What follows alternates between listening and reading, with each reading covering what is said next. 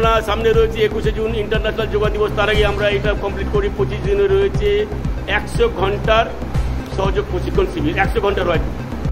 দক্ষিণ দিনাজপুর পতঞ্জলি যোগ সমিতির পরিচালনায় ও ব্যবস্থাপনায় প্রতি বছরের মতো এবছরেও বালুরঘাট বুড়োকালী মাতা মন্দিরে 26শে মে সোমবার সকালে এক মাস ব্যাপী সহযোগ শিক্ষক প্রশিক্ষণ শিবির শুরু হলো।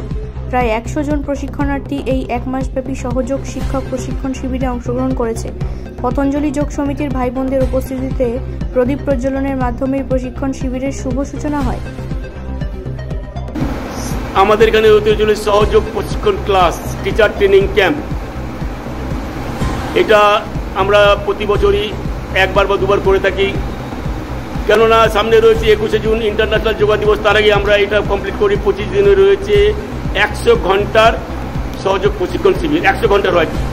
তো আমরা 25 দিন করছি, সকালবেলা 2 ঘন্টা, বিকেলে 2 ঘন্টা। যদি না পারি এটা 50 দিন করে দেবো ধীরে ধীরে আমরা গিয়ে, সকালে যদি করি আমরা।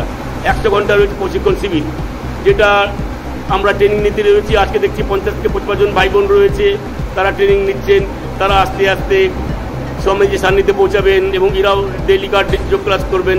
স্বামীজি যে মূল মন্ত্র করো যোগ রহ নিরোগ, এটাই পালন করতে এসছে এবং ইনার মাধ্যমে আরও 500 লোককে ভালো করব, এটাই স্বামীজির নির্দেশ, সেটা আমরা করতে চলেছি।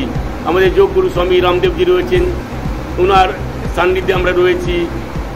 উনি আমাদেরকে যেটা আদেশ নির্দেশ দেন। দক্ষিণ দিনাজপুর জেলাব্যাপী আমরা রয়েছি, ওয়েস্ট বেঙ্গল থেকে।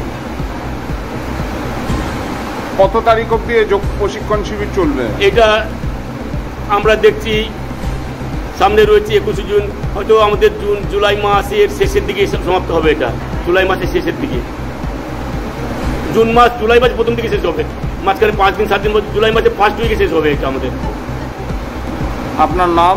গৌরী শঙ্কর আগরওয়াল, প্রেসিডেন্ট অফ ভারত স্বাভিমান ট্রাস্ট। ব্যুরো রিপোর্ট, রাষ্ট্রীয় প্রচার বাংলা।